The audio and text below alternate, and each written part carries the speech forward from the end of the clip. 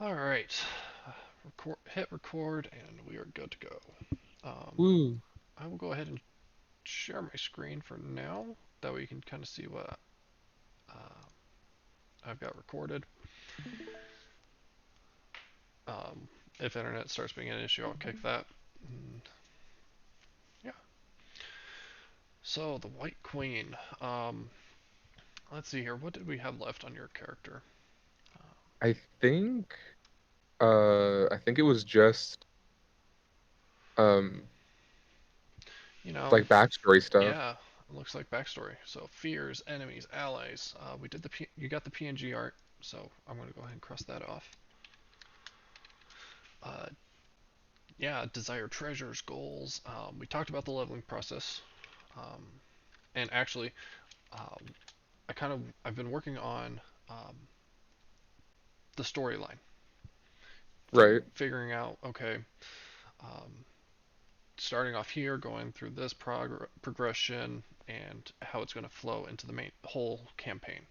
And Mhm. so, um, every so often, it is planned for like character development sections, Right. and so um, there's definitely going to be an opportunity for us to um, develop into that warlock section. Okay. So um, now I don't remember what kind of warlock were we thinking. I believe I believe I was teetering between Hexblade and Celestial, and then we decided that Celestial fit better thematically and also like with what I was wanting to do game style wise with my character. Yeah, and then it was an Eldritch Fighter, correct? Yeah. Okay, perfect. Um, and then we were thinking 3 to 4 on the fighter before hitting the warlock, and at that point, however you want to progress the two is up to you. Right. All right, sweet. All right. Um, so your character is from Morlanor, a small town, or not really even a town, as much as it is just a clan village up in the Greyrise Mountains. You don't really have any allegiance to any one nation, either the Silkmoor Kingdom or the Dirtcross Domain, which is on the other side of the Greyrise. Um, and for the most part, your people are for primarily worshippers of the moon and hunters. As as you're growing up, oh, I should pull that up. We're gonna have some fun with this, and nothing for you to be worried about at all. Um, as your character has grown up, oh gosh, let's do this. I'm gonna pull up.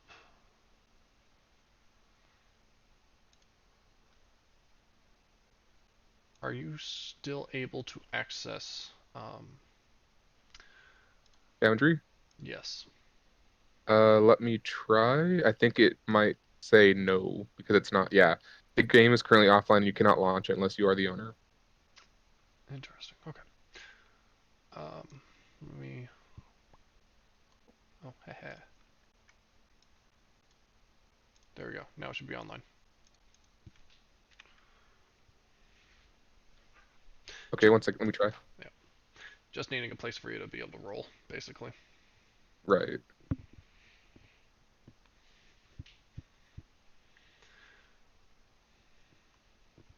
And let me see here.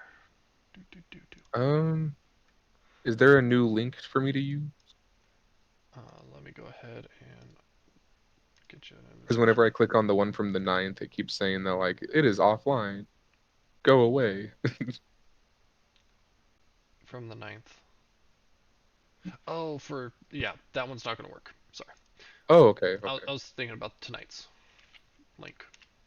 So there you go. Sweet. Um, I put that in the character creation. I'll delete that later.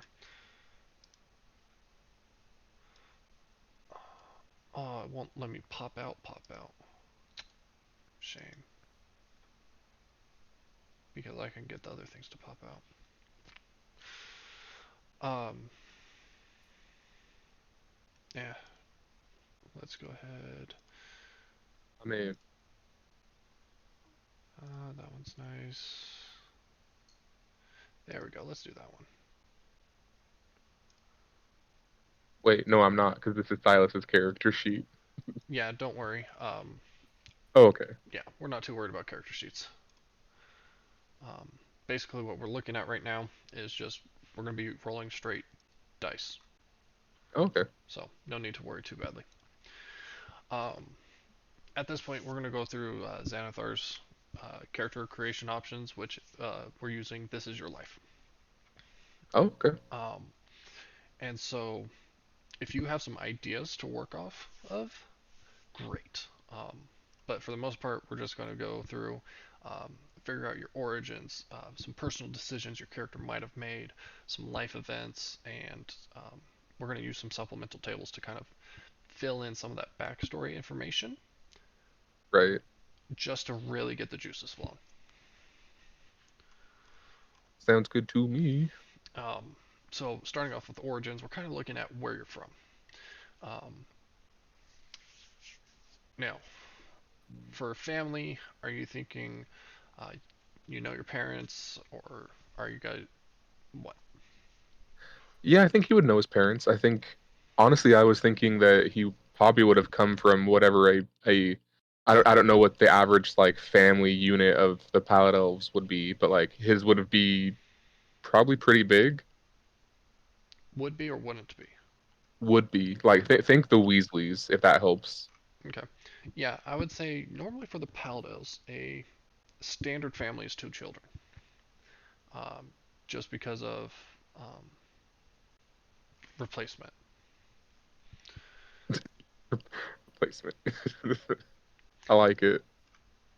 And so, um, for big family, would be four plus children. Uh, highly unlikely for family to have five or more. Yeah, I would say like four then, with him being probably the middle child. Okay. Now we've established that you've grown up in the mountains, so we don't really need to choose a birthplace. Um, well, I mean, we could. Um, if you would like to. Um, my foot's cramping. Sorry. No, you're good. You're good. I'm just like, why? It's the Um, cold weather. It gets to you, even if your house is warm. my downstairs is freaking frigid, and I hate it. Oof. Um,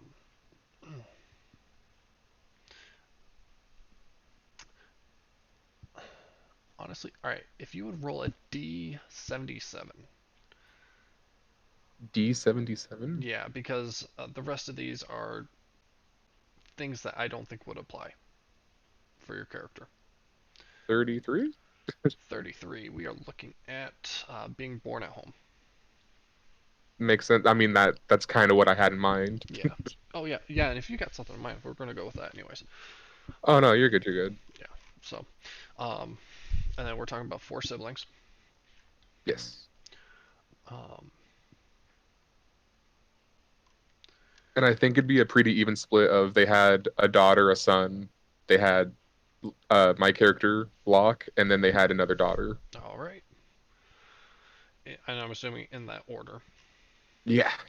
And just because of how elves age, um, typically, um, like I said, typically they only have two children at most. What Right. what would have made it so that there were the four of you? Triplets, quadruplets? I think Locke's the middle child in the sense that like he was born after his brother and sister, but him and the younger sister are technically twins because they're only like an hour if that apart. Okay. Think of it like he was born at like 11 p.m. and she was born at like 12:30 a.m. So they're like a day apart technically. Twins with different birth dates. Exactly. So born under the moon. Very nice. Yeah. All right. I would definitely say in that culture that is um, a good sign for sure. Would the phase of the moon matter, and also how do the phases matter? How do the phases of the moon work in this world? That is definitely something I'm still trying to figure out. Gotcha. Especially since I decided to have two moons.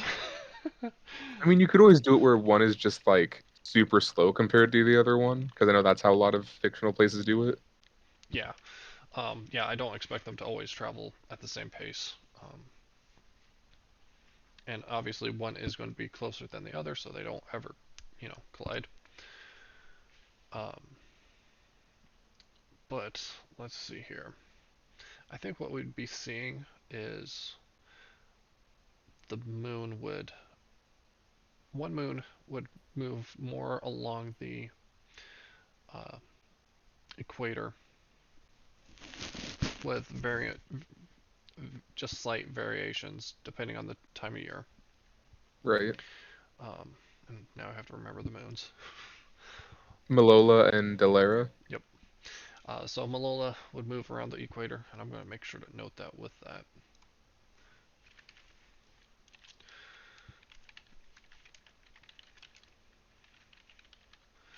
And then Delora is it's going to Delera is quite interesting in um,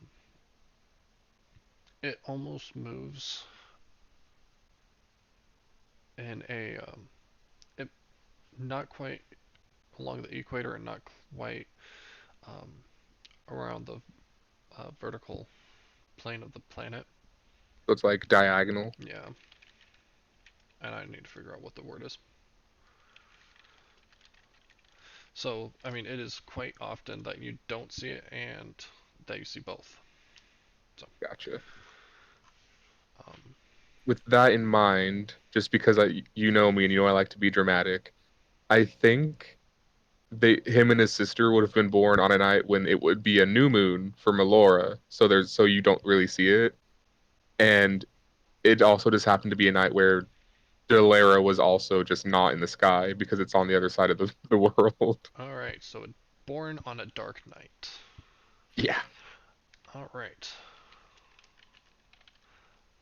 Now, born in the presence of the moons, both moons being full and bright, uh, that is definitely a good sign. Born to complete darkness, not so much. I was gonna say that's probably not a good sign, but drama. Yeah. Uh-huh.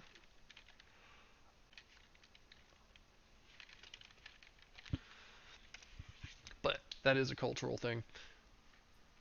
Is it possibly true? Or is it Man, just, we'll see. yeah. So, um, with that in mind, though, would you would you or your twin have faced difficulties growing up because of that? I think of the two of them, Locke would have more. The way I'm imagining it is the younger sister is a more like for all of the like lack of forethought and lack of like care in his actions and how brash he is, his sister would be the opposite. She'd be very soft spoken, very like thorough in her actions and planning of things. Um, if she were to have any kind of like for how skilled he is martially, she is innately just would in my imagining would be innately just amazing with like the arcane. Okay, so she's more gifted with the arcane. Yeah, Okay. Now, what about a name for your sister other than sister? I mean let's be realistic. Parents, when they have twins, they got to go with the alliteration or like some kind of naming scheme. He's Locke, she's Lenora. Lenora.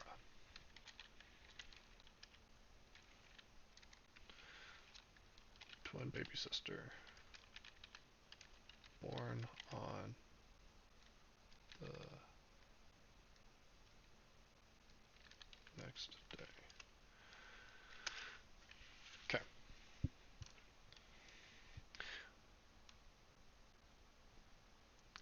And then your older siblings.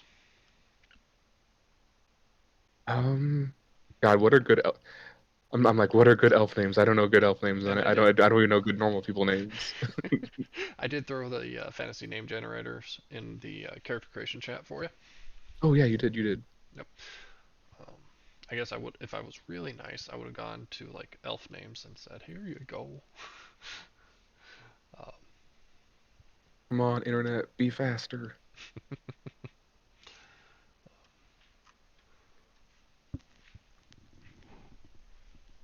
Did it? I clicked elf and it took me to dwarf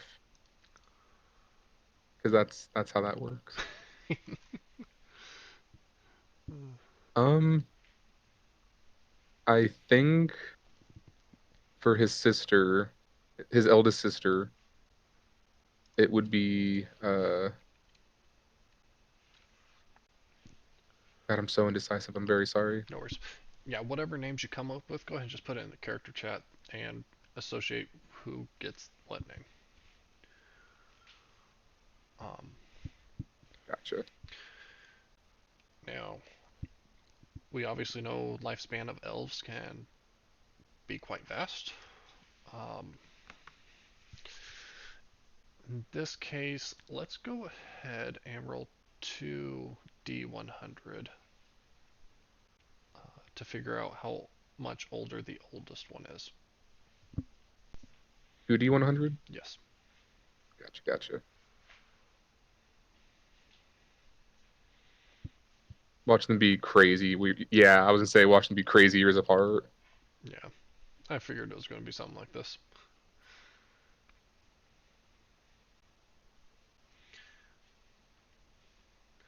And then for your brother, we're going to have you roll 1d8, or yeah, roll 1d 128, and hope you don't get single digits. Right? Oh, that's not bad. 62. Okay, so kind of split. Nice. The age gap here is a little astounding, For us humans, yes, it is. right? Oh, that's crazy. It's almost like they almost kind of waited like 62 to 64 years for each kid. 66 and then 62 years, yeah. Yeah. And then it's safe to assume that Locke and Lenora were like not an accident, but not planned. It's just like, oh, we okay. I guess we're doing this again. Yeah, like I guess we're good to go. Yep. All right. So we got ages for your siblings. Um, Obviously, the Nora's a day younger, even though she's your twin.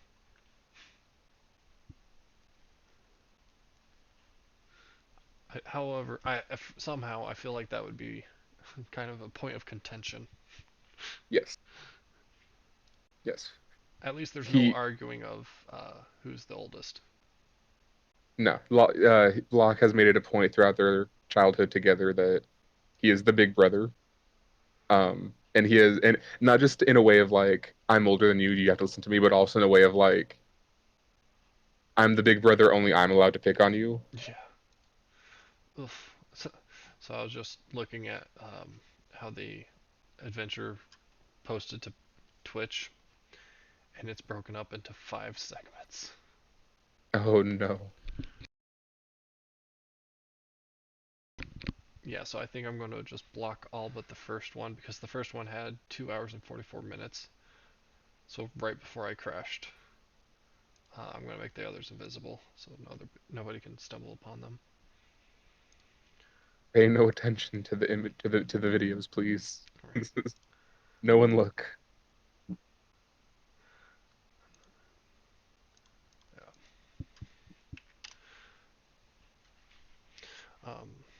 Man, that was a really fun session. I was. It was great.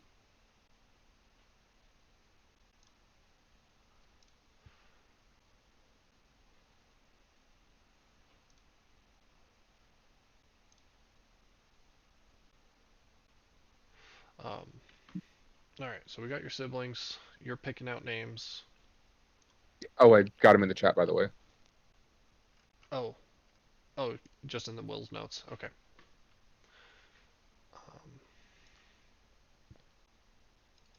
Wait, not that second part for the brother's name though. Just the Rio. okay.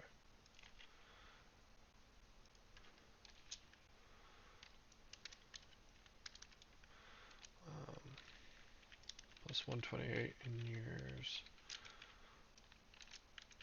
plus 62 in years. Okay. Yeah, and right now for character creation stuff, I'm putting that in the character creation thread. So, all right. With that, let's go ahead and see what else we got. No, that's what thing that. Oh, that's that one. Oh, I was like, what? Did it not stop recording? Because I saw that there was a temporary file in the current directory that my files saved to, and that's this recording. Okay. I was like, no, because at least with the Dragon's Borrow, I got the full recording, but not the full. What is it? The full stream, which is fine. Gotcha.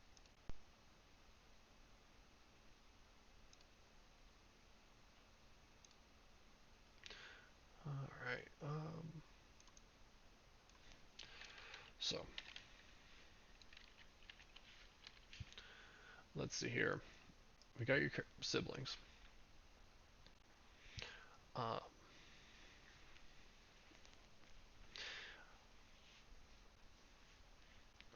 Not too worried about family because for the most part, I mean, you grew up with your parents and siblings around you at least. Or would one of them have possibly even left?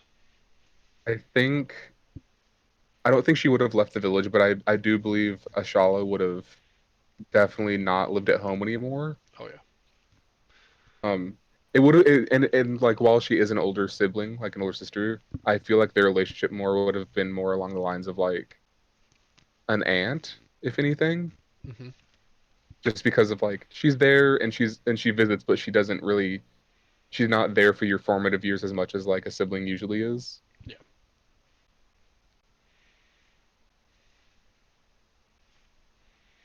Yeah. So kind of seeing her as like, that in relation to how we look at it, mom got pregnant when the eldest was moving out, Yeah, basically. and then Um, the brother is like, you know, just about to enter into what their teen years. So yeah, I'd say I'd say like the eldest would probably it from like a human perspective, she was going off to college and Rio was just entering his senior year. And it's like, hey, whoops. okay, in terms of how they interact with you, then yep, that makes sense. Yeah. Yeah, especially since elves are, yeah. So, um, and then family lifestyle. I mean, it would be pretty modest in lifestyle, um, Right. just because I mean the elves know how to take care of themselves and live the life that they're comfortable with. So, would have grown up in a relatively small home. Um, Nothing glamorous, but like all your needs are being met. You're never really wanting for anything. yep. Now, did we roll ability scores? I thought we did. We did. Perfect. I got by the end of it when we added in all the multipliers and stuff, 14 strength, 12 dex, 18 con, 12 intelligence, 8 wisdom, and 11 charisma. Okay, where did we save that? I swear it's on the character sheet. I know in my notes I have it saved too. Okay. Um, Here, let me go back to the four. Oh, I can pull up the banished world on there. That's why you weren't able to access it. I did have it stopped. I have the only server I have currently running on the Forge is the Essentials kit. Gotcha. All right, so I'm pulling up the banished world. So if you wanted to, we could hop over there. Um, Sure.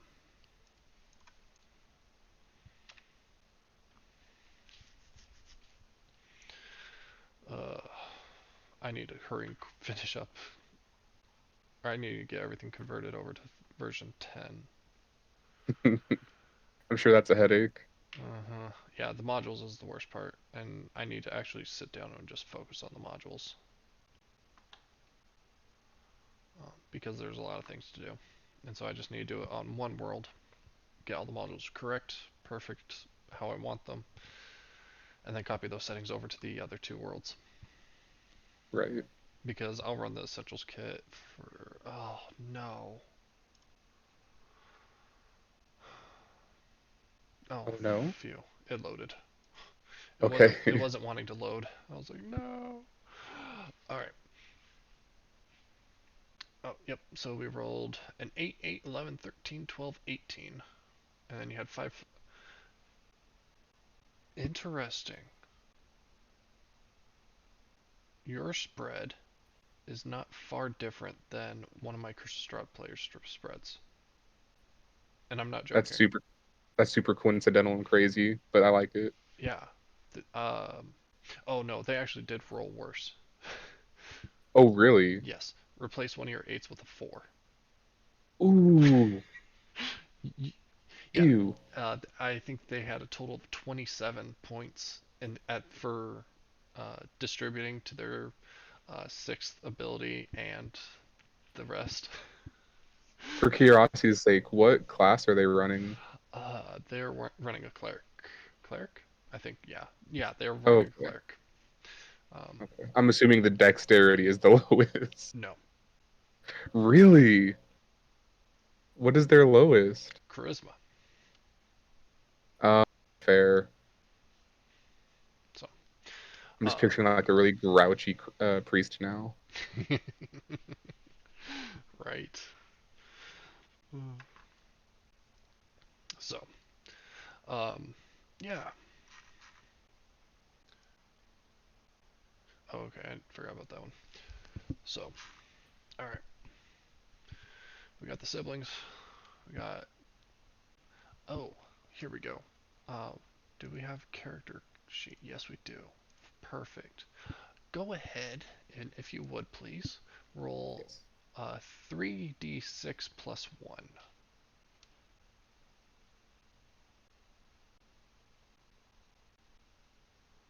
16. Um, so, do you think that your character found it easy? Nah, probably not because of the moon situation. Uh, Yeah. Finding it easy to make friends and love being around people. Probably not. I Um, think honestly, he didn't have a lot of friends. He had a few friends, okay, one of which was his sister. so probably spent most of your childhood alone and with no real close friends. Nah, not really. Okay, Or actually, like if here we go. of the friends he did have, he would consider them close friends, but to them they're just like that kid that hangs out from down the street. Yeah. Let's. Oh, I'm gonna change what I'm streaming. That way you can see the character class or the character creation stuff. So what I'm thinking is these two options right here that I highlighted. So you spent most of your childhood alone with no friends, no close friends, or others saw me as being different or strange, and so I had few companions. Both of, Uh, both of those sound like they could fit. yeah, I like the second one for this. Okay, so and then kind of like personal decisions. What background did we decide on? The veteran. Mercenary, Okay. I I don't think believe. they have that one in here. Nope, they don't. Um, I think we could probably go like soldier or something for the closest equivalent. Yeah, that is a pretty close equivalent. So if you wanted to roll a 1d6, or we can just pick one off the table, I can zoom in so you can see it easier.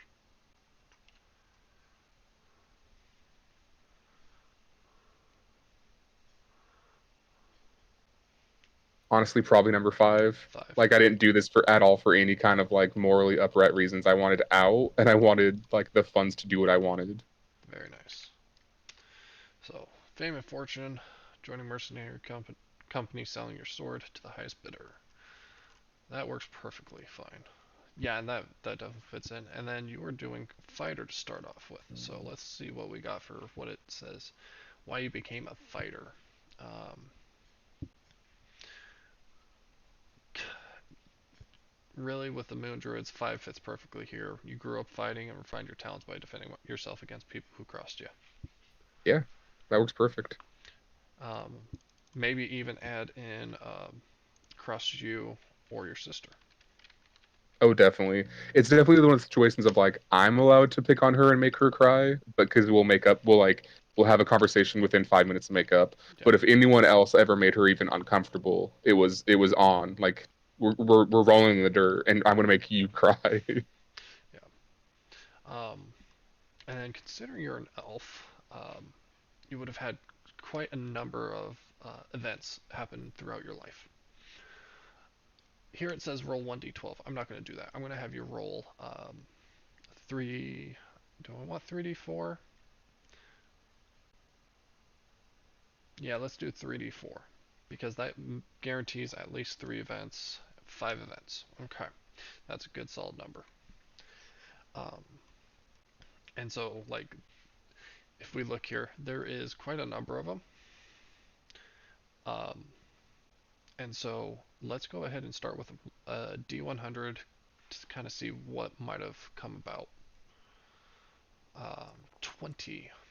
You gained a bit of good fortune. Roll on the boons table. Let's see what we got here for that. Boons. If you would roll a D10, a 4. Uh, all right. You, in your youth, as you through your adventuring company or something, you have an extra 1d20. But since we're doing max gold, 20 in Right. addition to your regular funds. Nice. All right, let me actually. No, not the adventures. Life events. Good fortune. And that was.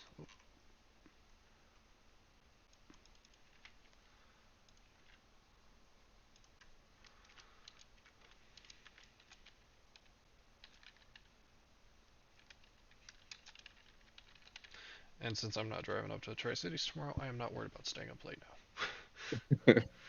The wife is going to be annoyed, but happy, but annoyed. All right. Annoyed, but also like happy that you didn't risk everything. Yeah, exactly. That's what she's going to be happy about. All right. Let's go ahead and roll the D100 again. Let's see what else we got. 33. You made an enemy of an adventurer. Roll a d6. An odd number indicates you are to blame for the rift. An even number indicates you are blameless. So you Oh, are to I'm blame. fully to blame for this. Use the supplemental tables and work with your DM to determine this hostile creature's identity and danger this enemy possesses. Excellent. We get to have an enemy. Right. That always, All right. yeah, So there's drama. that one. All right. Let's supplemental. Nope, that's supernatural. Tragedies, war, weird stuff. Supplemental. Um, roll 3d6. Let's figure out some information about this character. A 10. They're rather neutral. Uh, cause of death is not known. Cl- class. Roll a d100 if you would, please. Oh, a wizard. It's a wizard. I pissed off a wizard. Their name is Harry. And they're a lizard folk. They're a lizard wizard. No, Harry. Another D100. Yes. No, because we know they're adventurer. Ah, okay. Named Harry. Race. Actually, if you would roll a D85, the halfling is going to merge with half elf. Or, I mean, the dragonborn. 81, half elf. Harry, half elf adventurer. Okay, wizard. What else we got here?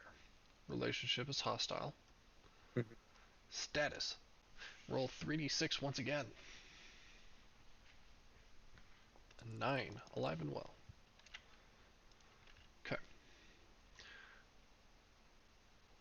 Alright, so this is what we know about your enemy. Oh, wow. So Harry Potter. what? So, Harry Potter. His mom was Muggle born. His father. No. And you rolled a half elf for him. Ah, John. Alright, I am changing the name. Thank you. Um, you can. I'll leave the name up to you Porter to Harry. decide. What? Instead of Harry Potter, Harry Porter. Or Porter Harry. Potter Harry. God damn it, Sean. No, Um, names to be determined. I'm just having fun with gotcha. it. No worries. But you would know their name, so Right. that'll be something I will post in there for you. Because they're a half elf. Because half elves don't live super like they live longer than people, but they don't, like humans, but they don't live super long, Yeah, they right? live to about 200 or so, so it would have been a relatively newer encounter. It's probably during your mercenary time. I was gonna say.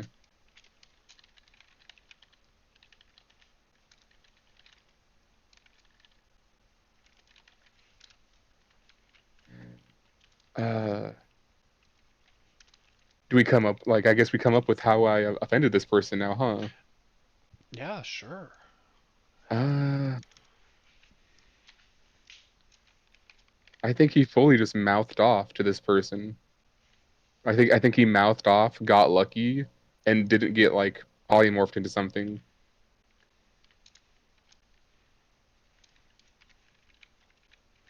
Okay. Like probably along the lines of the mercenary group that he was working with. He was working for was doing like a joint thing with a freelance adventuring group. Things that went kind of sideways, both sides to blame.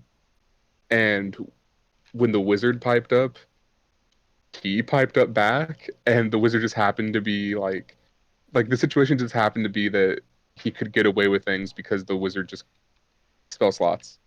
He wasted his spell slots.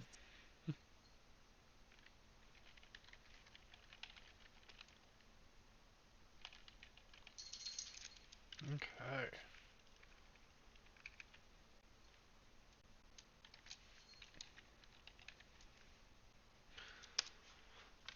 So spoke up against the wizard.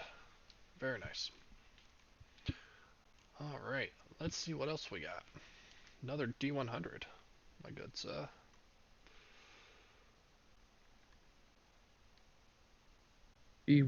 E100. 53. You spent time working in a job related to your background. Start with an extra 12 gold pieces. Boring, but useful. All right. There's three of them. Uh, one, two, three. Yep. All right. Let's see what the fourth one is. There are some options if you hit it again. I'm going to say nope, reroll. So, Gotcha. So another D100. yes, please. This is number 4. Ooh, we get to roll on the boons table again.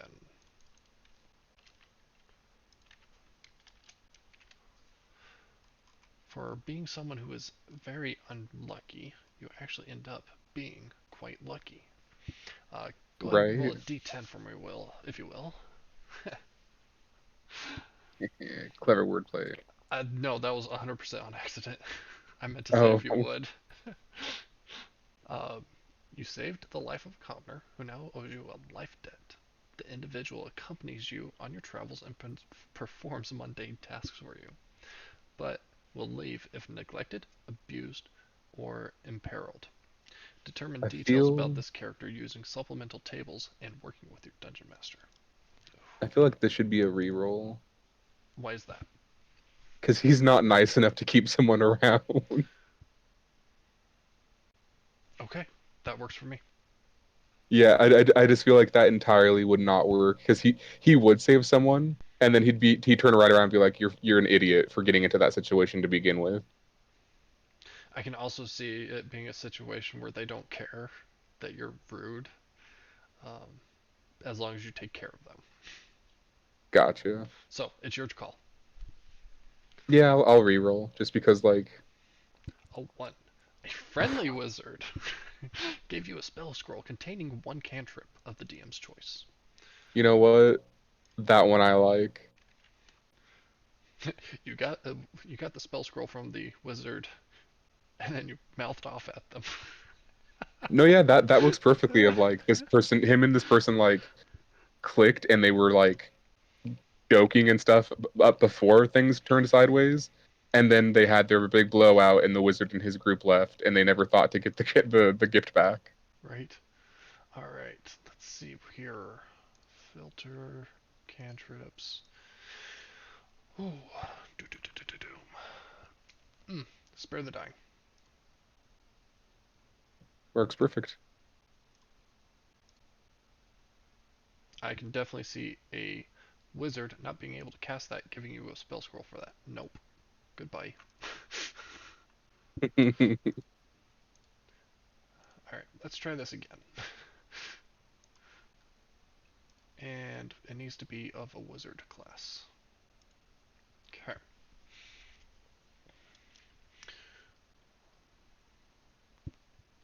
Let's see here.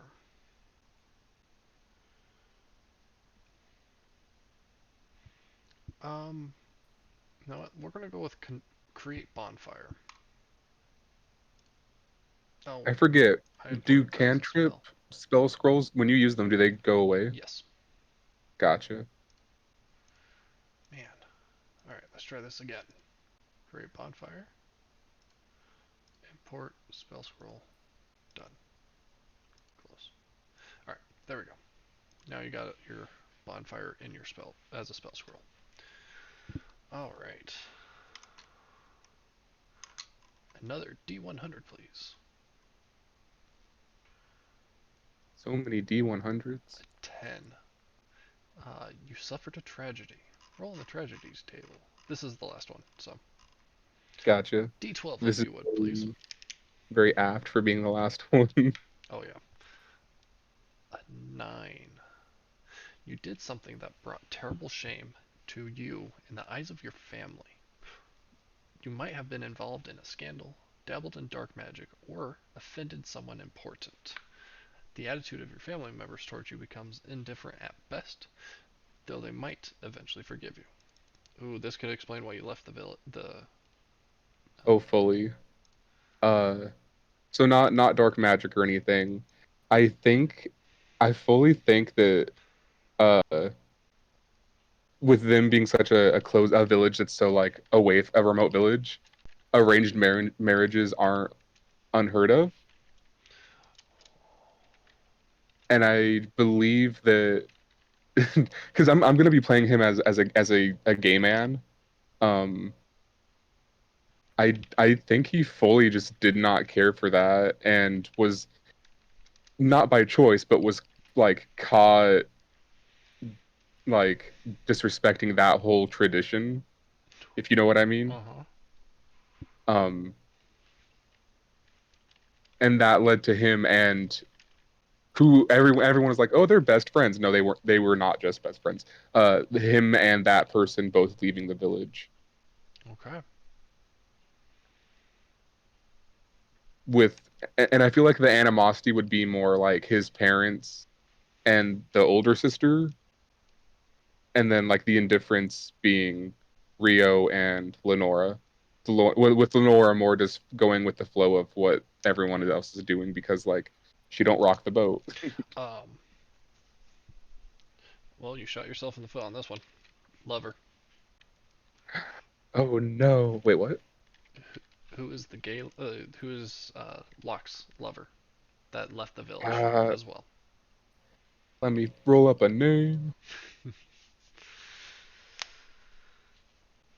Uh,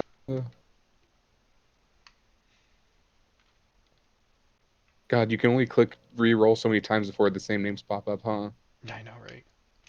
And even then, you can still get some that are different. But it's like, hey, hint, hint, use this one. And you're like, I don't want to use that one. There we go. I see what you did there. Yeah, yeah. I'm clever like that, Sean. Hey, I did it to you guys. You did, didn't you?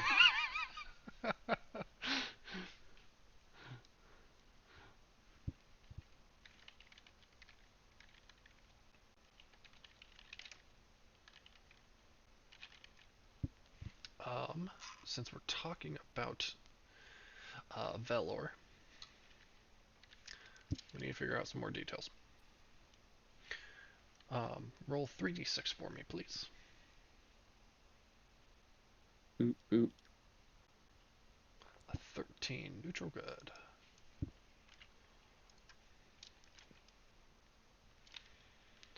Alright. Go ahead and roll a d100. Let's figure out what kind of occupation they had within the colony. An 86. Oh, they were religious. They were a priest. That makes it spicier. Priest and their boys. Um, obviously an elf. Right, another palette elf.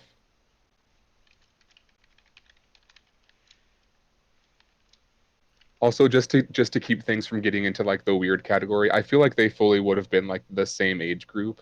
Yeah, that's fair. Um, in the sense of like if around this time Locke was like the like lowest rung of the ladder of like patrolman for the village because like, he knows how to hit things and keep an eye out. Mm-hmm. Velor would have been like the beginnings of the priest, like the one that's like does all the side tasks and stuff. Yeah.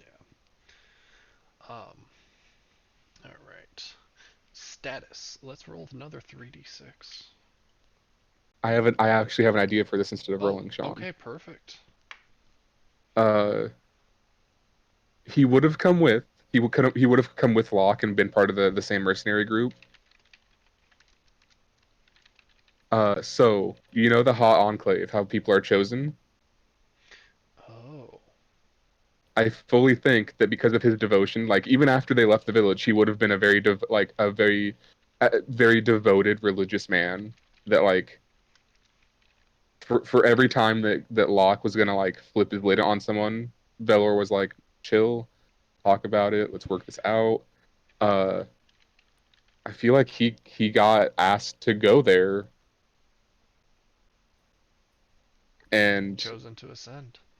yeah, and Locke just hasn't. Locke like no one knows what happens when you ascend. Mm-hmm. So Locke is just like Okay. it was a very uh bittersweet. I don't want to stop you from going because I know that this is the pinnacle of what you want in life, but I'm not going to tell you how unimaginably broken you are leaving me by doing this. All right. Very good. That means you at least once would have been to Kingshill Harbor, as that's where most of the ships sail from to head to the Hot Enclave, as it is a very specialized, um, it's a very special and unique ceremony. Gotcha.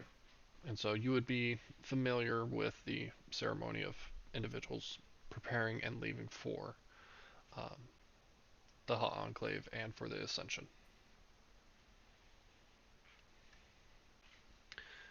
Okay, well, I think that's everything on those. And that's all the life event things. I'm really liking how your character's turning out. Um, so basically, I think all we have. Let me just get this to full view so I can see everything. Um, oh, I didn't say that. We kind of went. Oh, we got an enemy, so we're good there. Allies, we had Velor and your sister, twin sister, and then your older brother was kind of indifferent as well. So, um, and then we covered the fighter warlock thing. All right. So before I lose all that stuff, let's save that. Um, let's go ahead and roll a d4. A D4. Yep. And we're gonna kind of figure out. So some of the stuff we're gonna figure out is kind of like meta knowledge. But what are some things that your character would fear? Two things: creatures, activities, items.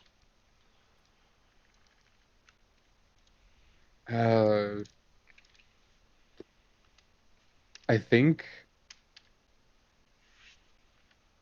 Hmm.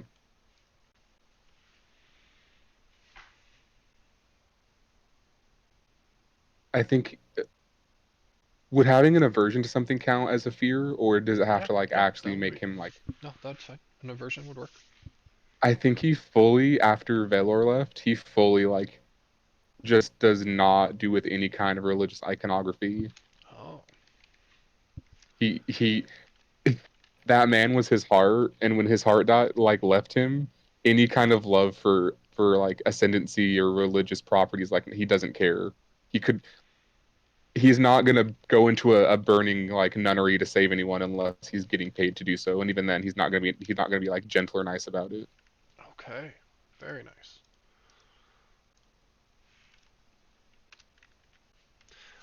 And then another one.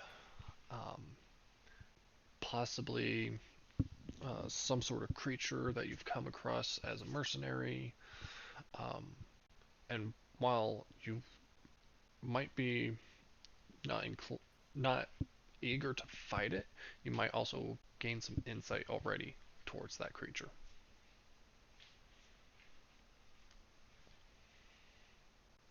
I think we can tie this into the job that went bad with the wizard. Okay. And back to Velor because like Velor was one of the people that got hurt, and the job was to take care of God, what's like not like what's an like not rare, but Unusual. when they do pop up, it's not a good thing for the local countryside, monster wise. Let's find out.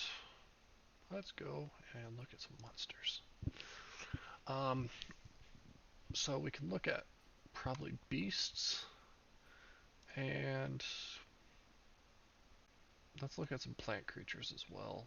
Let's throw monster in there as well. And nothing above a 1. Yeah, we can go above a 1.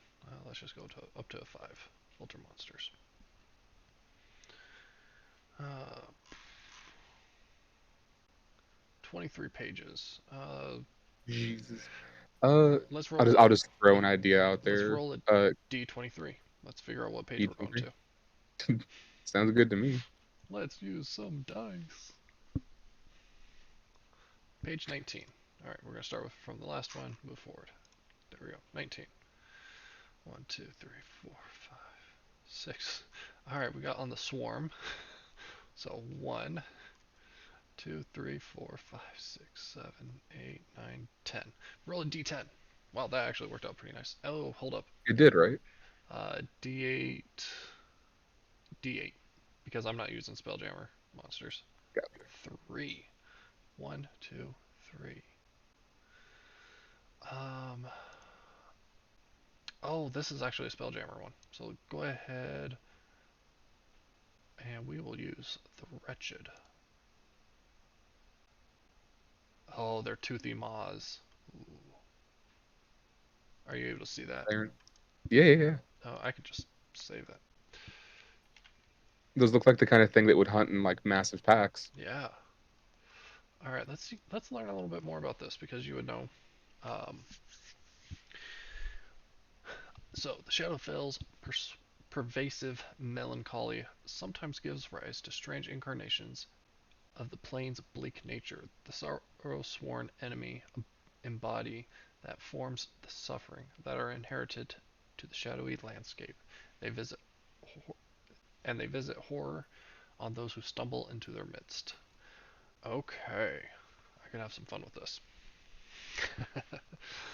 um,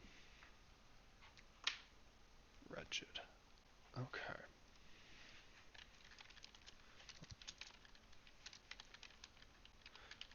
Um, I'm gonna say it was another moonless night that these things came into the world and started attacking a farm village. Oh, that's right. That doesn't work. Crap. I was Why gonna doesn't it work? I was gonna put a hyperlink on the Wretched, but it doesn't hyperlink. Not like Slack. Oh, gotcha, gotcha. Um, but I can add the hyperlink next to it. Um, so they were attacking local farms. I feel like it would have been a thing of like all the accounts that they were given were something along the lines of like, oh, it's always a group of like 5 or 10, and they were like, okay, yeah, we can deal with that. We might need some extra muscle, the adventuring party, but we can deal with that. And then they just got absolutely swarmed. Yeah, instead of like 5 to 10, it was more like 20, 25. Yeah, I was gonna say like 20 to 30, and I'll leave it. Did we like flip a coin on if the job actually got done or if they just survived and got away? Let's roll a d20. This is going to be kind of like the one I did with Jess's character when she went out with her clan to do a hunt of wolves. That's Ooh, not it, good. it did not turn out good. Uh,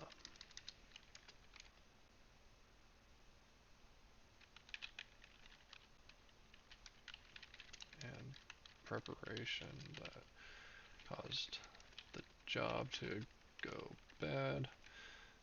Many injuries and civilians lost.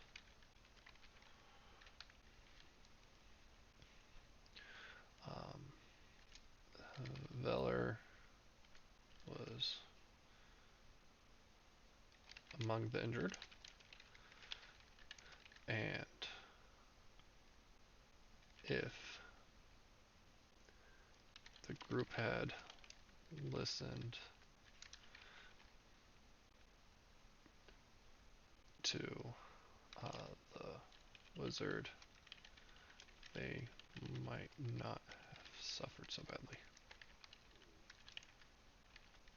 And I think that's what would have probably caused the issue between uh Locke and the wizard is that the wizard probably said like I tried to have an I told you so moment Mm-hmm. and he saw red and was like you don't get to fucking say that when literally people are dying and bleeding out. Like this is not the time for that. You need to leave. I don't care if your people are dying, you can carry them with you.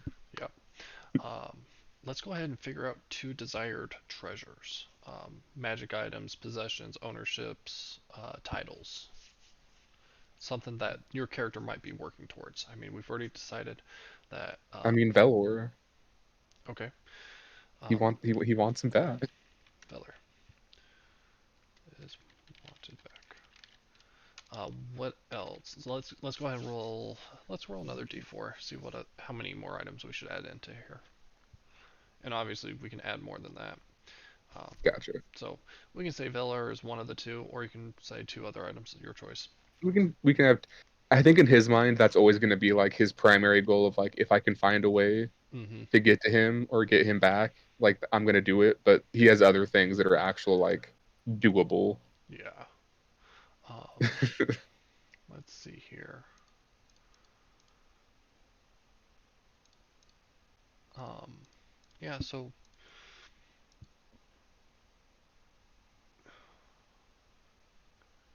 I thought there was something for that. Um, what would your character want? And I'm looking at like very rare, legendary artifact kind of level stuff. Mm, I think with how again with like how remote his like village was and how like much his family and him were probably involved in like the religious aspects of that before he left and before Velor left. Uh, I think there probably would be legends about some kind of like artifact from uh I'm assuming God. Do they worship the moon or like the goddess in charge of the moon?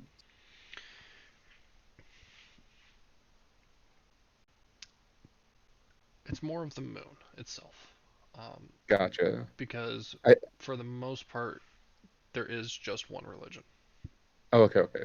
I feel like there would have been some kind of like old story about a champion of the moon Now, yeah, or now that champion. definitely, yeah, definitely like champions fighting for different rights and reasons, and so there definitely would have been palette elves in the past that would be claimed as champions of the moon. So that could be a Right. title that you would like to work towards.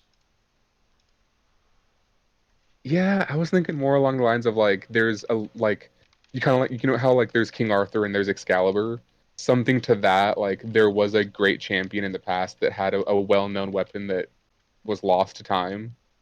Okay. Weapon or armor or some I other item. fully I fully think weapon. Weapon. Okay. And we're leaning towards a sword. Yes. Okay. Long, great, small, short, Probably a longsword. long. Okay. Cool. All right. Sweet. I can work with that. Um, anything else that you think that he might desire? Uh, Probably honestly his like basic desire that's always in the back of his mind, money. Like he wants enough money to be able to buy a plot of land and have it maintained and can tell like any like not so that he's a noble, but so that he has enough money to tell nobles to like get off my land.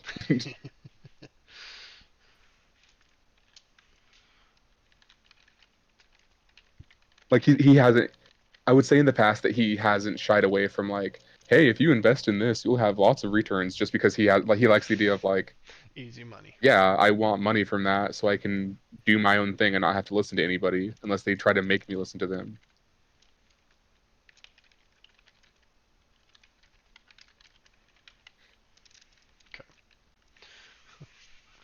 Okay. A flaw. Falls for easy money scams. Right. All right, and then last thing I've got is goals. What what are I mean, it could be just some of the things that he desires, and having those be his goals, like getting Velar back.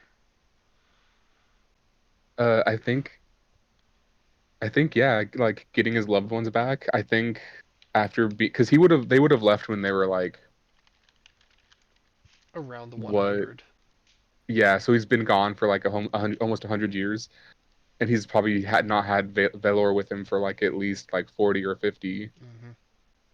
I think he fully wants to like see his sister again, get Velor back, Yeah. have some kind of relationship with his brother and sister.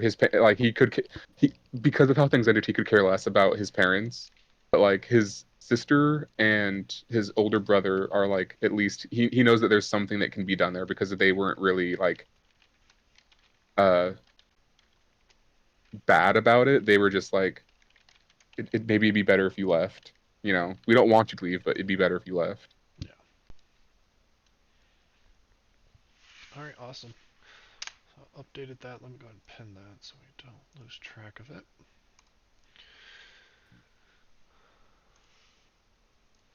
All right. All very good. I love the image of these guys,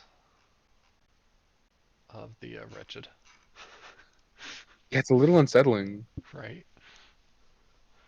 Um, so yeah, uh, with those guys, let's see here. What is it that you guys know? Um, Now, I am going to give you some knowledge into the world that is Hmm. meta knowledge, and I'm going to love this part, especially once you guys get going. Creatures, when I put them out onto the scene, Hmm. as you may have noticed with Curse of Strahd, um, creature A and creature B do not always have the same hit points, even though they're the same Right. creature. I roll hit points. I found another module I absolutely love. It also uh, rolls some dice so that there's some variance in their ability scores as well. Okay. So that means they're That means they could end up being like an alpha wretched. basically it is it's so it only goes up, or it can go up or down a little bit, but not like astronomically. So like for example, the wretched has a strength score of 7. The auto, the module, it'll roll 1d6 and subtract 3 from that. And that's how it'll modify the strength score. And it'll do that for all the abilities. Gotcha. And so it's pretty cool, I mean, yeah, it sounds like it could turn like what you would expect to be a basic monster to like, oh no, this is actually going to be a challenge. right? Like, oh, that armor class of um, 15, yeah, because they're a little more dexterous now, they actually have an armor class of 17. I like it. So, fun stuff like that. So yeah, like it changes armor class, hit points, it changes their to hit chance and their damage output. It makes each encounter unique, even if you're fighting, like even if you run into a pack of wolves 2 different times, you know. Hmm. Yeah, so I'm really loving that module, and I can't wait to use it for you guys in Castle Ravenloft, because yeah, you guys are going to be encountering very similar enemies you've already encountered before. Oh, I figured. So, um, but yeah, I think we've got everything. Now it's just Yeah. having you type it out. Yes, and I already have like a really rough draft. That's what I've been doing in between dice rolls and when we've been talking. Nice. So it's just a matter of cleaning it up and organizing it and putting Yeah, some personality into the names that we have. very nice. All right, Um, let's figure out a name for this half elf. I was gonna say I keep just calling him the wizard, and I need a name so I can insult him properly. All right. Um, let's see here. Fantasy. We are going to go with. Oh, it does have a half elf thing. Um, would you, real quickly, flip this coin? I know coins are kind of tricky, so if you'll click that DC right there. 0. Female. Uh, there we go. Do, do, do, do. Where is God, it? I keep looking at the wretched and I don't like their dead eyes. They have like big black dead eyes. I can fully see like a huge pack of these things just like swarming over people and just how terrifying and traumatic that would be to see and hear. Mm-hmm. They also have pack tactics. Oh, I hate that. Keep them separated. Right. So, uh, I am loving the idea of everything we've got for your character. This is turning out really amazing. Would these things be a naturally occurring thing in the world? No. Or because based on the monster thing, it says they're from the Shadowfell, right? Yeah. So how the hell did they get here? When there's no moon. That adds up. That mean he like dreads his birthday. But how often does that happen? No moon, That's probably once. like every 3 months. Oh no, no, no. This is a rarity. Oh, okay. Um, like rolling timeline wise, you're probably think looking, and I mean a true no moon night, like you and your sister was born on. Hmm. Um, that was probably the third no moon night you've experienced in your lifetime. So like every 50 years? Well, zero, and you're at 192, if not mistaken. Yeah, Um, 0 to 192, you've probably experienced it. So you experienced it twice, really, because the first one you right. weren't really so conscious of it. Nah. Um, uh, I'm trying to think if this would be something that could occur during the campaign. oh, interesting. Oh, why am I doing this? Do it like that. I don't like those numbers. So 78, we're gonna go with that one. Hmm. Um, and then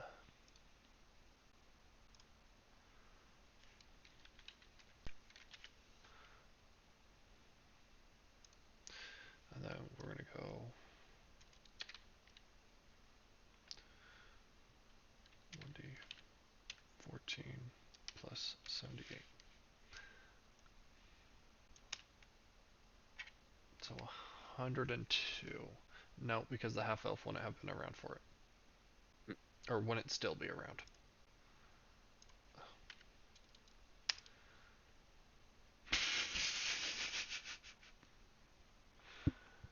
No, because Velor's gone. Like there's a balance here. No, no. Got to get at. I'm thinking about between 140 and. Oh wait, Velor was still here, and Velor's gone around the 40-50 year mark. Hmm. That's gonna put this half elf pretty old at this point then. Yeah, but Okay, she a wizard. she is, Wizards and can she do is a silly half things to elf. prolong their life. Yeah. Um, so 131 works. Yeah. So 78 and 131. Now what do those numbers mean, Sean? Those are the years, or how Oh, old okay. uh, Locke was. Um, Dark Knights So when he was age born, and then 0, 78 years later, and then 78, 131. so it doesn't happen on like a set basis, but like there's an about number of like 50 to 60 or something. Yeah, It is not a common occurrence. Or like 60 to 70. Oh wait, so it could happen again. Oh yeah. Oh Oh yeah. shit. Um, Dark Knights, Shadowfell creatures come through. I think because of that, he's always like watching the phases of the moon. There's a reason why they're called Pallet Elves.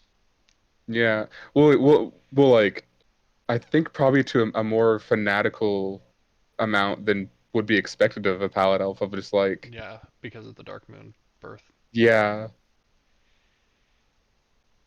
And also I think after he found out about what can happen on a, because is it just the wretched or is it like anything from the Shadowfell can kind of like slip across the veil? I'm gonna say anything from the Shadowfell. Yeah, I think knowing that, uh, it made him look back on the day he was born and be like, well, what does that mean? So I'm actually gonna change the fears to any Shadowfell That works for me. because you know when they're from or when they got across,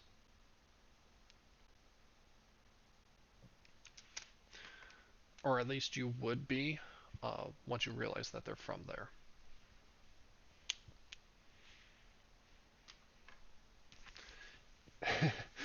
Interesting. So when I was originally designing this campaign, I was like, you know what? Just like my other campaigns, we're going to stick to the one plane and not have to worry about planar travel. Well, I fucked that up last week with Curse of Strahd. You left the portal open. We're gonna go through that portal. But are you? Yes, we're killing that thing and fixing her hand. Um, but then like Dragon of Icespire Peak, which you joined, which we were just at homebrew with you. Um, we had a portal into the hells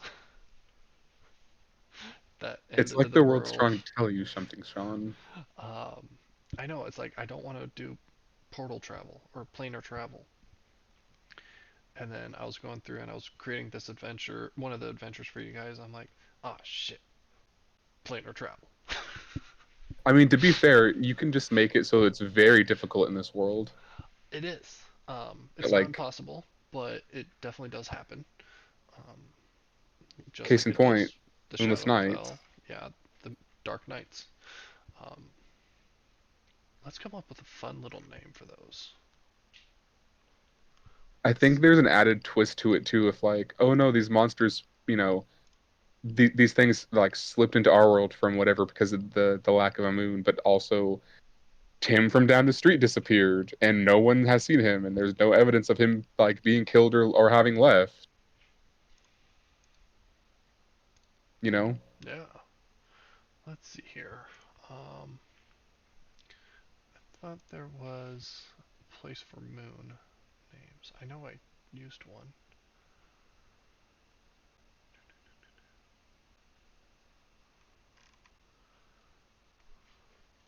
Oh, planet names. That's what I went with. Yeah, that's not gonna work. Um,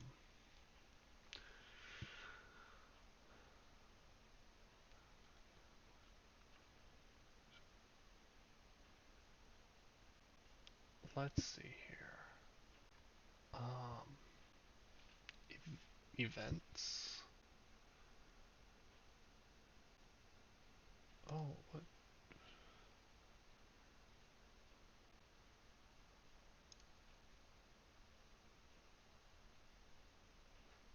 The Bleak Knights. I like it. I like it too.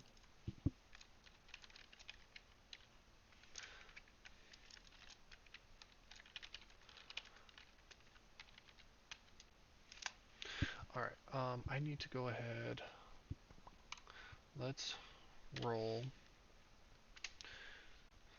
a D. Choose a number between one and well, nah. I'm just gonna go with the D1000. Oh, God. No, that's not enough. How big of a number are we going? We're gonna go 2000. 1048. All right, that's the year you were born. Okay. Unless someone else is playing a long-lived race. Dang. Born 1048. Currently, oh Oh, is there another person signed up for this campaign now? no. No? Okay. One person asked some questions about it.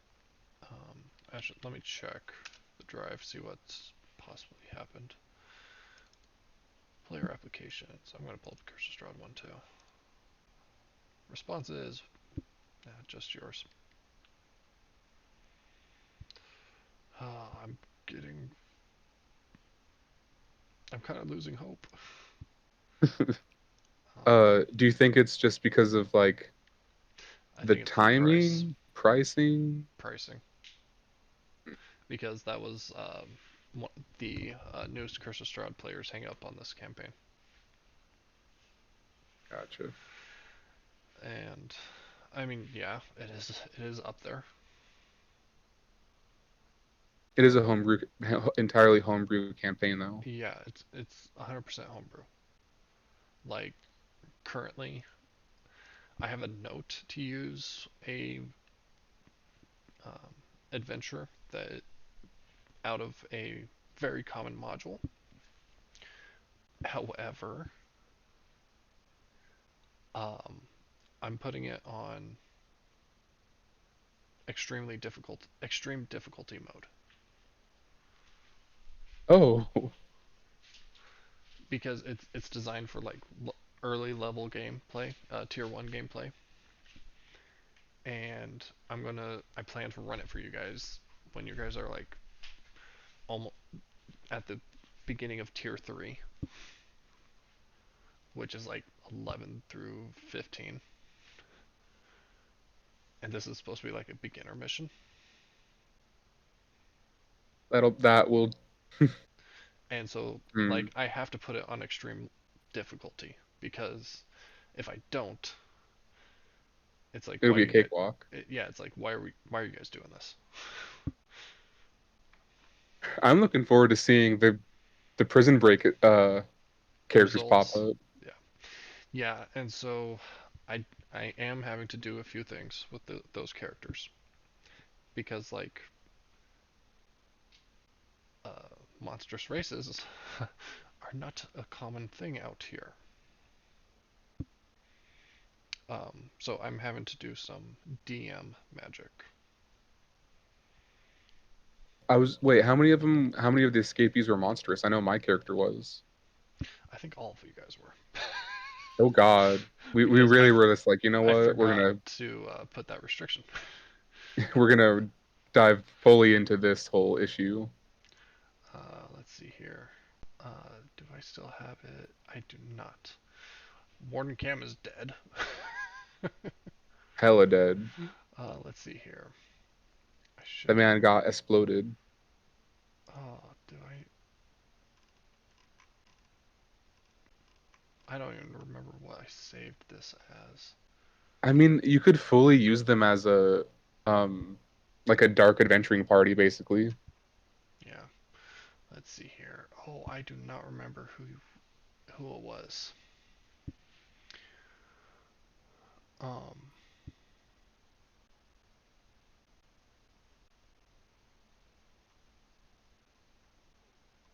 I think Orston was one of them. Yes. I think that wasn't that the artificer? Variant human. Fighter. Yeah, he was one of Right, them. right, right. Yeah. Uh, Sam I am.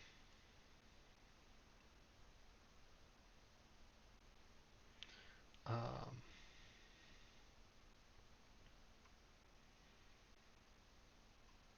I want to say Veldar. That sounds familiar. right?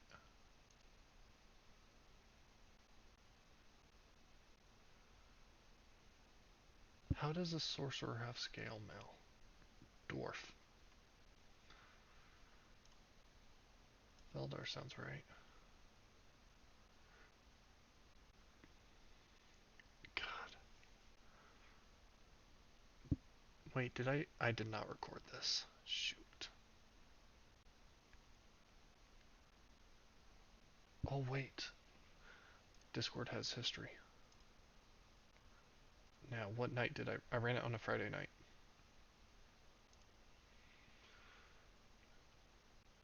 Oh, but it doesn't go that far back. Because we weren't using Apollo yet. Damn it. Mm.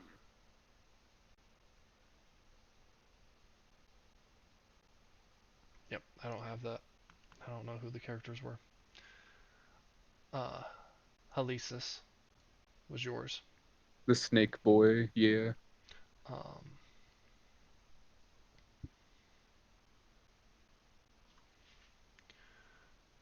To be fair, it's only looking like Khaleesi is the monstrous one.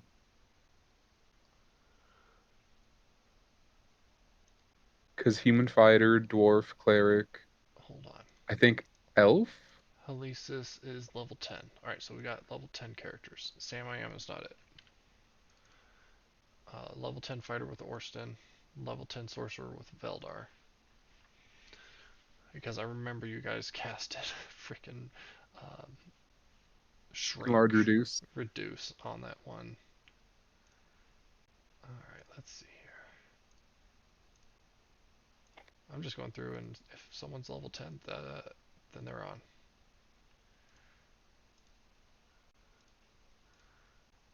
I know that there was a fairy, but she died. Yeah, she died and never came back. Good riddance. Yeah, it wasn't the funnest to play with, honestly. Gargurn. That sounds familiar. That does. They casted an enhance reduce.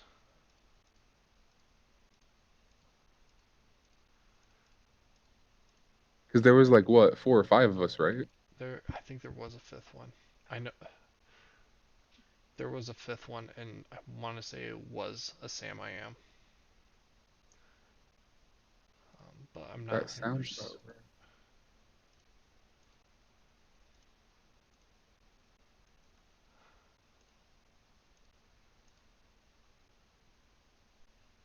Oh, we already got him. Pyrite. That's what it was. Yes.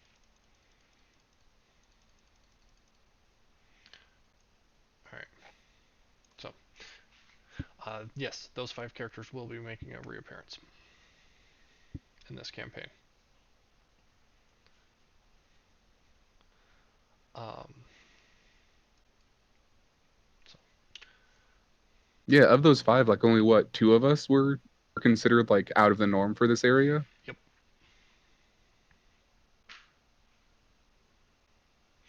All right. Let's go ahead and get. I could definitely see that, especially with how magically leaning that party was. I can definitely see them like casting disguise self or something on the two that needed it. And it's like, oh, it's a it's a really tall human that doesn't like to be touched, and it's a just a normal halfling. Right. So, definitely have to keep those guys around, which means I need to figure out how to get them into the new world. All right. Well, um, yeah, I think we got your character figured out really well. Um, Oh yeah, we've got. I've given you some inside secrets. I mean, you can on my screen here. I've got a little text document that's for campaigns, and I've got like 3 pages of campaign notes already. Um, some stuff I still need to figure out, but like I've got enough prep done in the world, in the game world. Um, like I'll show you this how many scenes I've got. I've got 4 adventures with scenes already, or well, 3, but like there's 10 maps or 8 maps currently walled out, ready to go. All we need is the people and the time now. Well, we got the time. We just need the people, Yeah. and I need to figure out how to get paid using PayPal with you guys because I could do like I did tonight, which was um, me just copying a link and sending it to you and saying, "Hey, pay me." So, oh, I need to do that. 1048 plus 190 or 192. So the year 1240 is the start of the campaign.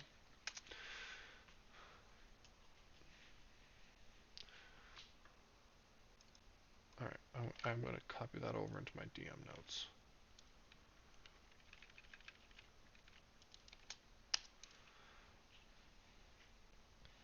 Do we know where where we're starting off You know in the what? campaign? I'm going to let you choose. What city or in what area would you like to start off? Because, Oh, I don't want to choose Sean. There's going to be other people. all right, so 2, 4, 6, 8, 10, 11. Roll a d11. No, roll a d10. I'm taking Kingsale Harbor out of the equation. Oh wait, no, I did that wrong. That's a D10 or 10, not one. It didn't matter apparently. uh, all right.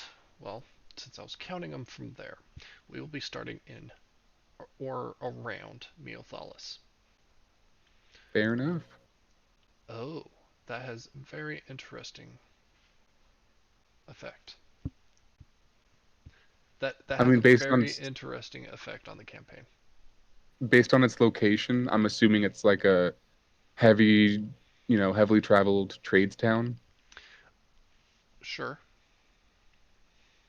Um, What else, Sean? so There's I'm Neothalis. hearing I'm hearing a thing there. Neothalis is actually a very heavy naval city. And when I mean naval, I mean militaristic naval. Oh, that'll be fun. Um, yeah, thanks for that. um, I mean, that makes sense considering it's like here's this little strait you have to yeah, go the to get blood to like channel. yeah, Yeah. yeah, to get to all of this. All this out here is blocked off if this is controlled. Why am I not able to move in and out? Oh, I've got lock view on. That's why. Configure. Alright, that's why. Because, like, I'm trying to get the blood channel where it should be. Neothalis lock. Actually, one up. Oh, interesting. Lock there. Unlock. Oh, I Neothalis just noticed that all this is outlined in blue. What is all this over here? over where? Over here. Oh, It's got like blue borders and everything. so that is the Eagle Shade Empire. Your character would know nothing about the Eagle Shade Empire. Oh, I figured. I figured he would anything that's not an immediate neighbor to Silkmore, Yeah, he wouldn't like even care to know about. yeah. The Eagle Shade Empire is it is very it is vastly different um, than Isn't this where the monstrous races are from? exactly. Oh, It is vastly different than the rest of the world. e evil campaign? Not, I mean, it depends on what perspective you consider evil. Because the Silkmore Kingdom would consider them evil, but would they consider themselves evil? I was gonna say you. So I've always loved the idea, Sean, of an evil campaign in the sense of like your actions as perceived by the public and the government are because of who you are evil, but from a player perspective, like the world that the country that you're playing in is itself something that we in our world would be like, that's messed up, that's fascist and evil and like dictatorial, you know? Mm-hmm. Like it's run by like an oppressive religious oligarchy that needs to be fixed. Like, oh, So I think you played in one of my one shots for the Eagle Shade Empire, I don't where think I did. uh, there was a monster hunt on Zephyr's Island. No, I didn't. I'm interested Oh, now though. yeah. So I've ran a few one shots on Zephyr's Island, Hmm. and oh, I don't know if I have that information saved, but the I do have it recorded somewhere on What was YouTube. the monster? There's been three different monsters. Basically, Zephyr's Island has one city, Hallworth. Hallworth is the capital of the empire. Oh, The only reason anyone enters Zephyr's Island is through invitation only from the empire, empress or the emperor. And so the empress is searching for a elite task force, and usually this happens yearly. And so uh, groups will uh, through the green or the Jade Hawks Guild, I think is what it was. They will try and prove to their guild hall that they are worthy of taking on the Emperor's trial. To be selected from your guild house to do so is an honor within itself. Um, Surviving the trial, well, only one group survives. oh, You either, and the only way you survive is um, you your invitation. It reveals how long you have to go out onto Zephyr's Island, find something, kill it, and bring it back for a trophy. And at Hallworth, there is the um, Guild Castle. And amongst it, within the Guild Castle, there are many trophies of strange, unusual creatures, varying in sizes, from tiny to large, or tiny to huge. And so, um, whatever is brought back by parties of adventurers is then used as or whoever has the best trophy is then named uh, the elite part of the elite task force. If you don't win, you don't leave. you don't leave. I like that. Just because I'm curious and you've piqued my interest. Who what race is the Empress and Emperor? I don't know. I've never Oh, I okay. never put any thought into it, I like it. Leave it open. right? What about these guys? The White Ward Union. The White Ward Union is kind of interesting because they hold a lot of the beliefs that um, the kingdoms and empires butting against the Hot Enclave have, but they are more open to the monstrous people, at least on the side that's closer to the Eagle Shade Empire. And Gotcha. on the other side, actually, I think I have these guys hidden.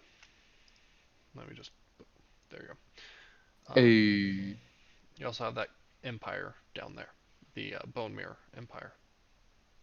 See, that name just sounds foreboding. Oh, calm down. Are they nice? No, Do they like the Silkmore Kingdom? no. Fair enough. There is definitely some tension there. So yeah, there's no trade with the Bone Mirror Empire. Um, the League of Mad Bell, uh, which I believe you can see. Nope. League of Mad Bell is this. Yeah. Let me do this. Is it like all this desert area? The League of Mad Bell does not go into the desert area because, oh gosh, um, Wait, is this like a pirate empress thing? yeah, kind of, where Oh, Sean. the I love that. the league controls the channel here, which It's literally is just this area right here. yeah, That's great. oh, which I wish it would let me lock it. There we go. When you say there's no trade with the Bone Mire, does that mean like nobody trades with them? Pretty much, yeah. So the Silkmore Kingdom is relatively self-sustaining, as well as the Bone Mirror Empire. You As a guys wouldn't have much information on the Bone Mirror Empire. very isolationist? Now, Dirt Cross Domain does require a lot of trade, and those guys are Visible. There we go. Oh, okay. Up next, up near the Silkmore Kingdom. Um, you would also So it's know easy uh, to assume good relations. decent relations. Okay. Is the Dirt Cross domain just this little area or like all of this here too? It is that little area. Uh, there's the three cities right there that are part of the Dirt Okay. Cross domain. Um, all of my cities pretty much got moved around. Well, the city names. Um, Now, up between the Silkmore Kingdom and the Dirt Cross domain in the Grey Rise, there is a little city called Kamalahui. It is pretty much the center where the Silkmore Kingdom and the Dirt Cross uh, come together to do their trade and peace. So it's a third party city state. Yes, very much so. It does Okay. not report to either one of the uh, governments. But I'm sure it profits heavily off of being the neutral ground where they meet. Very much. Okay. Yeah, and there are a few other free cities that lie out and about throughout the world. I've been super curious about these places, Sean.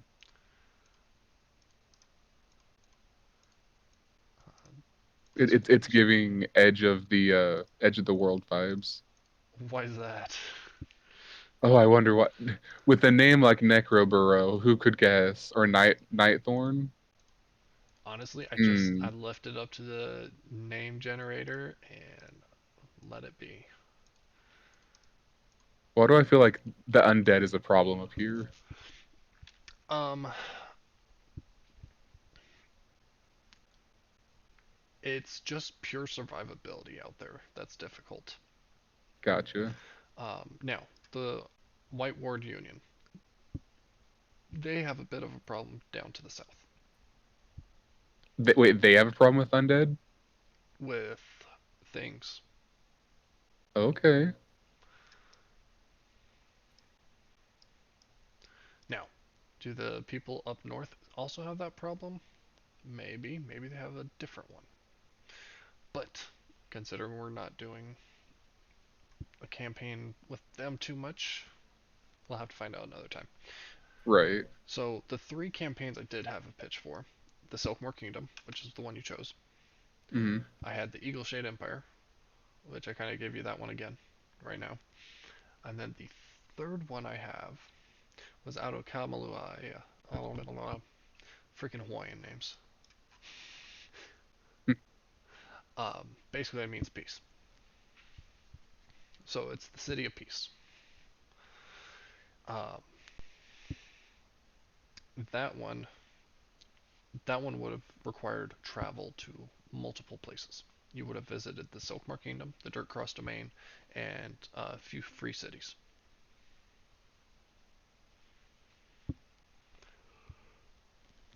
Why do I feel like that would have involved like political intrigue, Sean?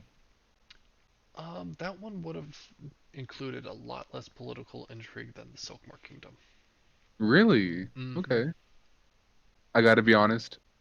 I want to see what's going on in here. I want to In sniff around. in where? In The the Bone Bonemeyer Mire. Empire. Um, okay. No, like me as if I was a character in this world, I want to go. It's like when you're in a video game, it's like, oh, you don't need to go there. It's dangerous. Like, no, I'm gonna go there. Those are the most fun places to go because it's dangerous. The fun thing is that is part of this campaign. Yes. Uh, there's not. Is there monstrous races here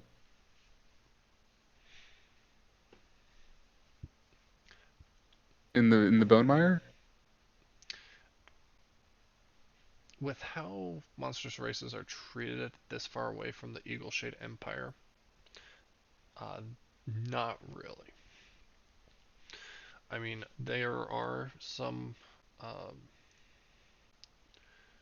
some monstrous races do come out this way, seeking opportunity or being banished.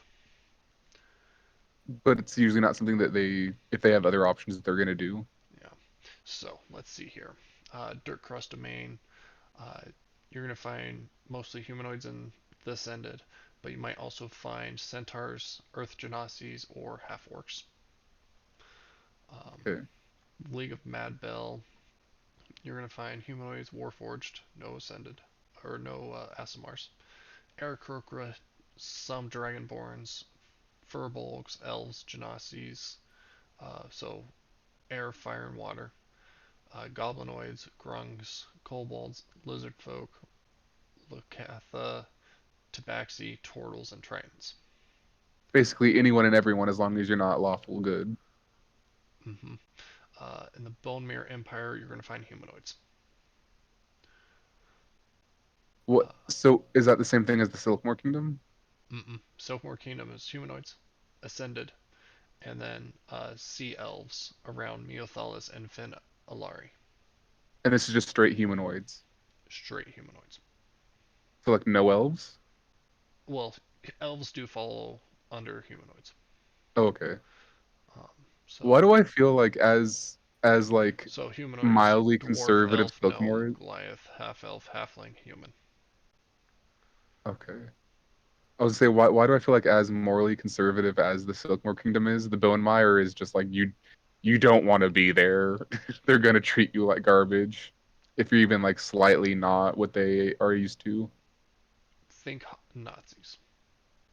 Oh God. So we're blowing that place up this campaign. Good to know. Um, the White War, or so the Hot Enclave is ascended only. Um, Well, on that one dragon thingy. okay, well, the ancient one or the great one, I can't remember which one it was. I think it's the great one. The stand-in for either a savior or the devil, yes. The League of Mad Bell, we went over that one. The White Ward, Mhm. you've got humanoids. Sometimes you get a or a Warforged. Furbolgs, pretty much all the elves, as well as air and earth genasi. Okay. Um, in the Eagle Shade, you'll find monstrous races, dwarves, and gnomes. And then free cities, it's going to be a blend.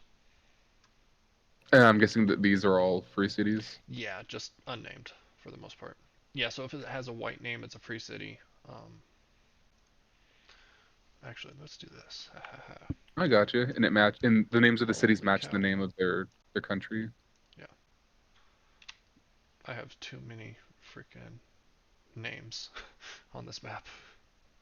I'm guessing is this just like a free city? Yeah, that one would be because Okay. the League of Mad Bell is just those coastal cities. I kind of feel bad for these people. I feel like they got the rough end of the deal with like Nazis, indifferent, and like pirates. Mm-hmm.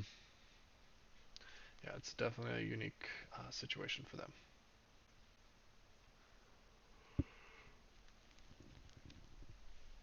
I also feel bad for the free city that's right there, right after the League of Mad Bell, because like they're not going to get much trade from. I was wondering if that was part of the union or not. Nope, So is the union just like all of it across this line? pretty much. Um,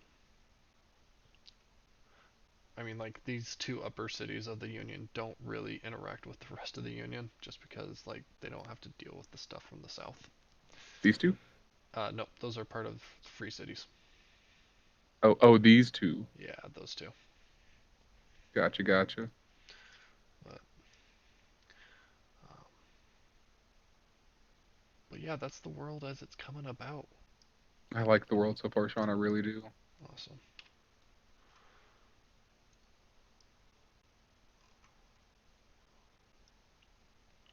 Honestly, though, if no traction happens with this, I would love if you put out feelers for the Monstrous campaign because the idea of playing not really, but kind of an evil campaign of like coming from here as a monstrous race and having to deal with a world that's like a deal with especially like Bonemeyer and Silkmore. Like, yes, I would love to set the world on fire to fix it.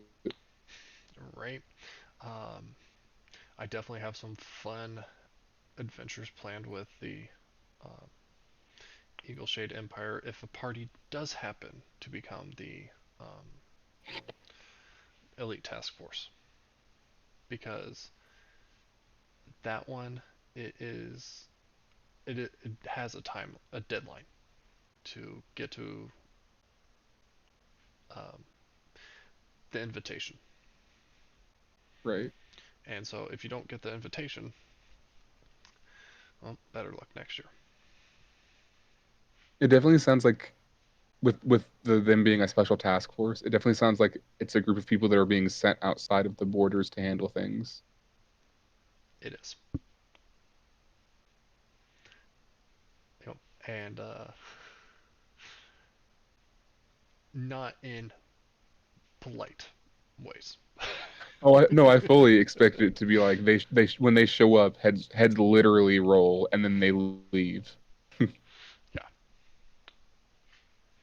The idea of like basically a quasi assassin group showing up from the Empire to the Empire is like, I want it. the thing is like I don't know where I would necessarily send you guys. I think I would start. That's probably where the first task would be, and then the second one might be there. Third one would go there, and then the final task. Oh, the final task would be there. Yeah, that's what I would do. I mean, if the Bonemaya Empire can, because of like all these coastal cities, they probably have a dominance of like travel down this way. I can fully see the Eagle Shade, Mm-hmm. yeah, the Eagle Shade Empire being like, nah, we want that freed up, so go take out some high value targets in their naval blockades. Right. And like I haven't even thought about like the wrap around of the world. Like, are these just continents of the world, or is there more? Um, but I think for this definitely is good enough to have like this just be it, because like Yeah, you can. it's what I think we did this last time. 120 miles from Meothalis to Fen Alari, 180 roughly to Alamel. Golgari's about 210, 310 for Kings Hill. Like it's a multi-day travel to get from one city to the next. So You could measuring the map. you could definitely have it be the case of the this is the known world, you know? Yeah. Especially with like because that's how I know that's how a lot of fantasy authors would do it. Like off the top of my head, George R. R. Martin. Oh Like yeah. There's Westeros and there's Essos and there's like a But that's just two vague shape. continents. Yeah, there's a vague shape to like the southern continent, but like no one goes farther than that. So like no one knows what the hell's west of Westeros. No one knows what is to the east of Essos, and like the north is just a giant ice cap. So Yeah. So, all right. Well, I definitely should be heading off to bed. yes, it is late for you. You need to go. Yeah. This was very fun. Thank you. Yeah, definitely. I think we did get quite a bit done. Look forward to seeing how you write up your character. Um, in the event that we don't have a group fully formed for Thursday nights, um, I'll probably give it a month of not trying to recruit for Thursday. Let the Curse of Strahd group develop and go, um, and then I will go ahead and get. And at that point, Thursday nights, I don't need to do more preparation for the White Queen campaign because honestly, I've got easily 10, 15 sessions prepped. Right. I mean, at that point, if nothing comes around by the end of January, I would say just finish up Strahd, and then you have Saturdays open again. Yeah, except for Strahd, I expect it's going to take another year. Wait, really? Yes. Oh my God, Sean. You happy? I am, but also like, Jesus, there's that much content still. No, not for Curse of Strahd. Well, I mean, like, there's that much For content you Almgro. can make off of the things that we've looked up. Oh yeah. Especially after last night's session or last Saturday's session. Why do I feel like we're fully gonna put like a pause on Strahd being a piece of shit, and we're gonna be like, nah, we gotta go to hell real fast, guys.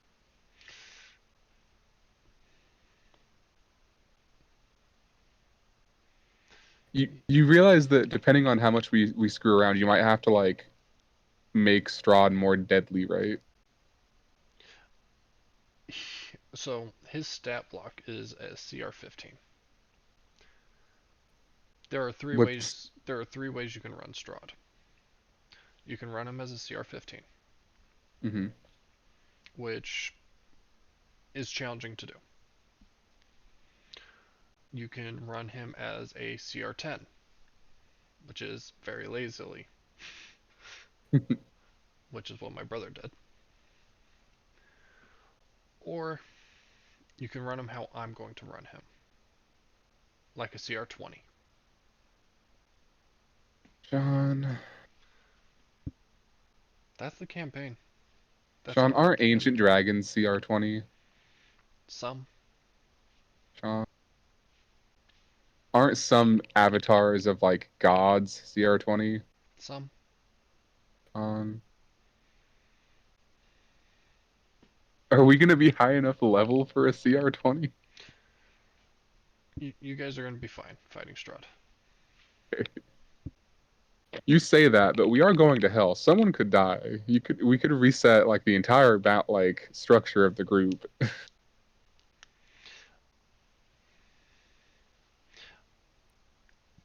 Next campaign or next session with you guys is going to be very interesting. Have you talked to Hestia at all since? No. I'm sure she's fine. Oh yeah, Lynn is fine. She loves that kind of shit. Okay. I Um, just felt so bad. I felt so bad, Sean. oh, it was I told her it was hilarious. fine. It was hilarious. Oh yeah, I'll summon a. I get my own familiar. I'll summon it. No, And you. then we all dunked on her with hand puns.